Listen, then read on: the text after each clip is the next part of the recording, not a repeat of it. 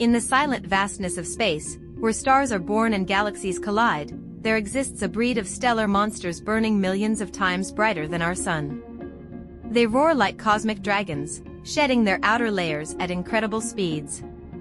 These are the Wolf-Rayet stars, and they hold a secret. A secret about dust. Not just any dust, but dust that survives for centuries, defying time, radiation, and even death itself. And thanks to the James Webb Space Telescope, that secret has finally been revealed. Meet the Wolf-Rayet stars, massive, evolved titans nearing the end of their life.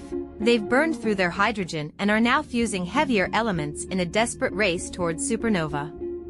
But unlike other stars, they blast their outer layers into space through powerful stellar winds moving at thousands of kilometers per second.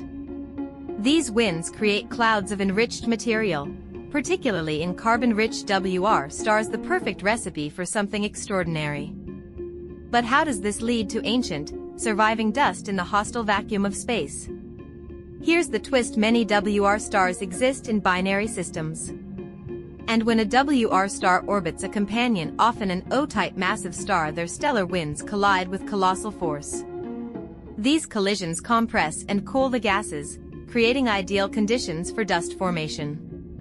Take WR-140, one of the most famous WR binaries. Every 7.9 years, as the two stars swing close in orbit, they form a beautiful spiral of carbon-rich dust. These spirals expand outward like the rings of a tree, each one a time capsule of the past. But no one expected this dust to last for centuries. Enter the James Webb Space Telescope, the most powerful infrared eye ever built. When it looked at WR-140 and 4 other WR systems, it didn't just see a few shells of dust, it saw layers upon layers, ripples of carbon stretching into the void, some over 300 years old.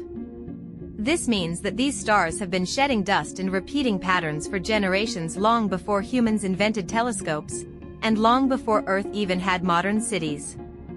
Normally, the intense radiation from stars like WRs should destroy dust grains. But something unusual is happening. The carbon dust in these WR systems forms quickly and gets flung far enough, fast enough, to escape the deadly heat and survive. Not just survive, but persist, floating through the galaxy for centuries, possibly even becoming part of the raw material for new stars, new planets, maybe even life. Here's where it gets thrilling: this long-living dust is rewriting how we understand galactic evolution. Scientists once thought Wolf-Rayet stars were too violent, too hot, to contribute much dust. Now, they might be one of the major players in the galaxy's dust supply. And if dust is the beginning of everything, stars, planets, moons, and us, then WR stars might be the true architects of the cosmos.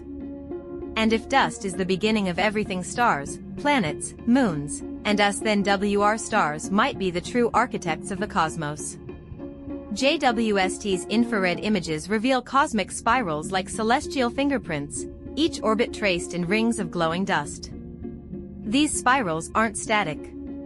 They expand, moving outward at speeds of 1,000 to 2,000 km/s, expanding our view of time itself.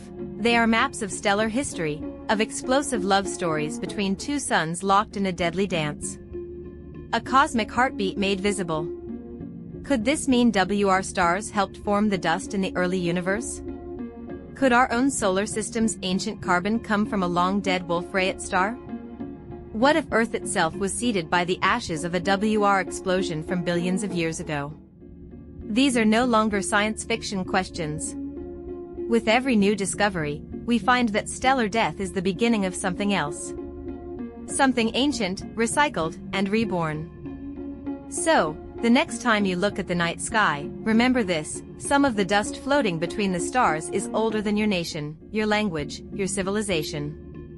Created by dying stars, surviving against all odds, and drifting through the galaxy like whispers from the past. And thanks to James Webb, we're finally learning to listen. The cosmos is not silent. Its dust speaks, and we're just beginning to understand its ancient stories.